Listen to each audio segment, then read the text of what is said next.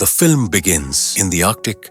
A group of workers is excavating deep inside a frozen cave. Suddenly, they find something stuck inside the ice, so they cut a big block to get it out, and then a helicopter takes it to a lab. The scientists immediately send a fax to the excavation company, explaining there's been a very important archaeological discovery and requesting to stop the drilling. They also ask for a specialist to study whatever's inside the ice block. Sometime later, anthropologist Stanley arrives at the lab. He's a doctor familiar with the Arctic because he's been studying the history and culture of Eskimos. Stanley is introduced to Dr. Diane and the other scientists who believe they found some prehistoric animal. In 1898, the Russians found a mammoth with still viable cells, so they have high hopes for their discovery. Then the group uses a laser to very carefully cut the ice block layer by layer to avoid any damage to the creature. To their surprise, the being inside isn't an animal, it's actually a Neanderthal. Stanley analyzes his appearance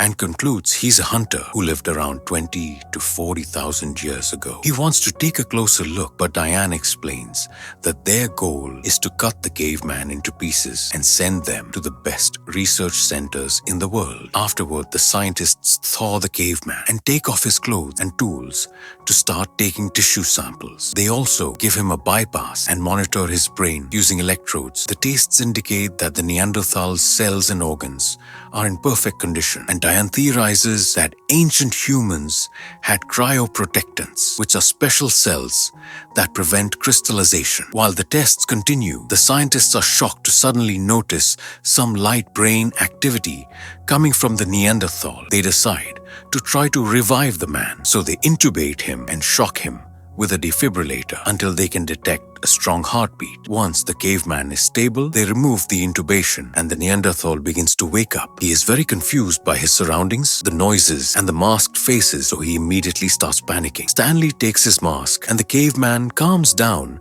when he sees a human face, allowing the others to put him to sleep with an injection. Afterward, the group discusses the future of the caveman. Already hoping for a Nobel, the Arctic team is trying to develop a cryoprotectant to freeze cancer patients and unfreeze them when humanity finds a cure. But now that they have the Neanderthal, they think they can find a way to freeze people to achieve immortality. Stanley disapproves of the idea, pointing out that humans shouldn't live forever and that the world is overpopulated. His concerns are ignored, and the scientists agree that they won't tell the press for now because they don't want the Neanderthal to be turned into a celebrity. Then Stanley says that the caveman should first be studied in a natural environment, which would teach them more about prehistoric times. After lots of begging, he convinces the team to let him have 2 weeks to conduct his own research. Soon a special vivarium is set up and they put the Neanderthal inside. When he wakes up, he finds the environment familiar and begins going through his usual routine. He drinks juice from berries to deal with his thirst and chases a bird away from its nest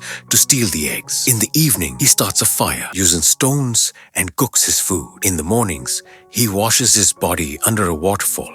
Before he goes hunting with a spear he builds himself. He makes a bunch of noises that get the attention of a wild boar who tries to attack him, but the caveman dodges it at the last second and the boar gets stuck between rocks, allowing him to kill it. Later, while he's fishing, he accidentally finds a hose and breaks the end, confused by the metal. After lots of sniffing and licking, he starts following the hose, pulling it out from the ground until he reaches a metal door. He shakes it until he manages to open it, so the scientists rush to close the second door to keep him from entering. The creatures from the lab start roaring as the scientists begin making lots of noises to scare the man away. Furious, the Neanderthal climbs the waterfall and finds the machine that powers it. He starts screaming as he tries to break the machine and hits the wall, so a scientist enters the vivarium and shoots him with a tranquilizer dart. Then they put him on a stretcher to take him to an operation room where they will take a bunch of samples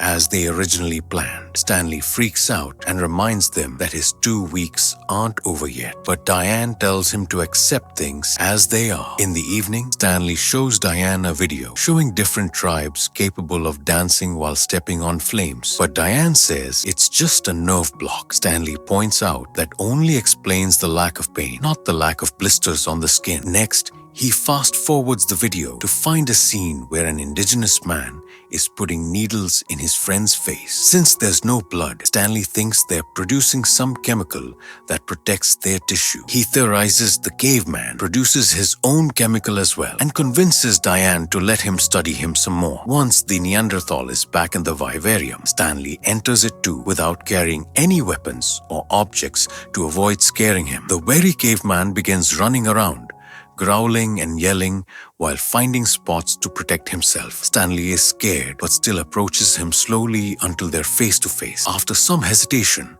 the caveman jumps on Stanley and gets ready to hit him with a rock, but he gets distracted by a scientist yelling from above. Since Stanley doesn't try to defend himself, the Neanderthal drops the rock. Then he takes a closer look at Stanley, noticing how different his body is from his own. The man puts his fingers in Stanley's mouth, pulls at his clothes, and squeezes his groin to confirm he's not missing certain parts. Stanley screams in pain, and the Neanderthal backs off before introducing himself as Aru, which Stanley changes into Charlie. In return, Stanley teaches him to say his name and even makes Charlie laugh. Noticing the scars on his chest, Stanley asks about them, and Charlie calls them beta while pointing up. The shape of the scars and the gesturing makes Stanley think it means bird. Charlie steals Stanley's crossed necklace, and after biting it, he begins repeating some words and gesturing with his hands. But Stanley can't understand what he's trying to say. The next day, linguist Mabel arrives, and Stanley shows her the recording of his conversation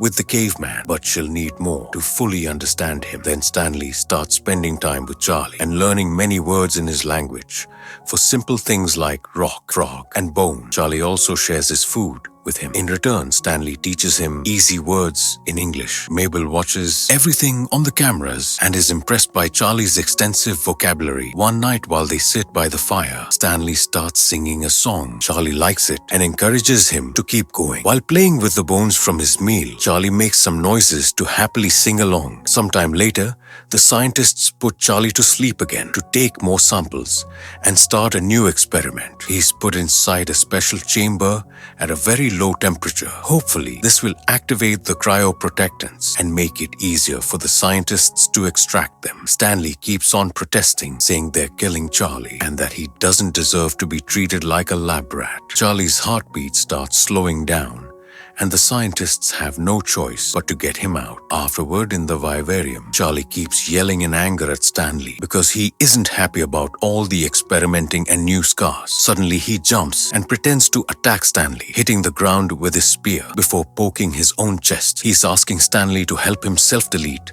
but Stanley refuses to do it, and after some struggle, he leaves the vivarium. Later in private, Stanley asks Diane for help. All the studies are slowly alienating Charlie and causing them to lose contact with him. Stanley wants Diane to go to the vivarium with him because perhaps the presence of a woman will help him calm down. When they enter the vivarium, Charlie's hands are wounded and he's using rock powder to draw the bird from his scars on the ground. Diane is very nervous and gets scared when Charlie immediately runs to her for a better look. After some sniffing, he shares his food with Diane, and she eats it not to offend him, even though it's made of bugs. Then Charlie keeps on touching, being friendly at first but soon trying to look at her groin too. Stanley immediately stops him and the men yell at each other, so Stanley has to use the Neanderthal word for mine to make Charlie back off. Then Charlie brings some objects from his cave to exchange them for Diane, so Stanley has to turn him down. Looking at Diane puts Charlie in a sad mood, and he repeats the same words over and over. When Mabel analyzes this, she thinks she's found Charlie's word for woman, but there's something else she can't quite understand. Stanley and Diane make Charlie explain the words, and he does some drawings on the ground, revealing he used to have a wife and kids. He starts running around, repeating those words, and Diane realizes he's asking where his family is. The moment is interrupted when a helicopter appears above the facility. Since the ceiling is made of glass, Charlie sees it and freaks freaks out. He starts climbing up the rocks while repeating "Beta," his word for bird. The scientists immediately tell the helicopter to leave, but Charlie won't calm down. He climbs to the top of the vivarium and keeps screaming "Beta" at the ceiling. Sometime later, Stanley visits a tribe of Eskimos and shares the words he heard from Charlie, which the group recognizes. Stanley rushes back to the lab to share his discovery with Diane. Beta refers to Sedna, the legend of a large bird that acts as God's messenger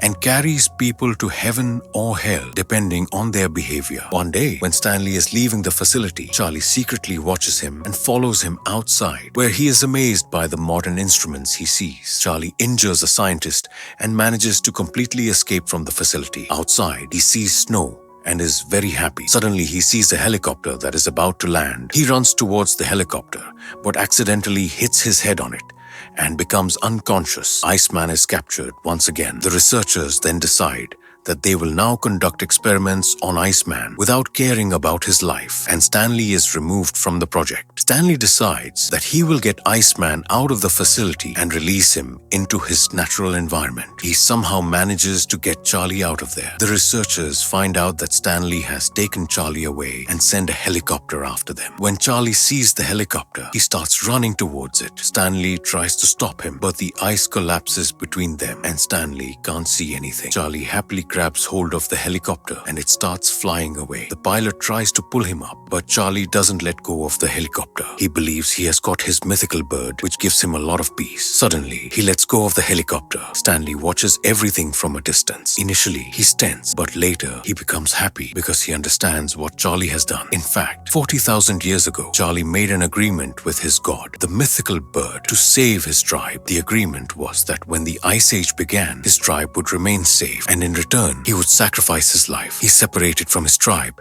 and went into a cave, but when the Ice Age began, he froze and remained that way for 40,000 years. However, today his mission is complete and he sacrifices his life. And with this, the movie ends. Guys, if you enjoyed this movie breakdown, please like the video and subscribe to the channel.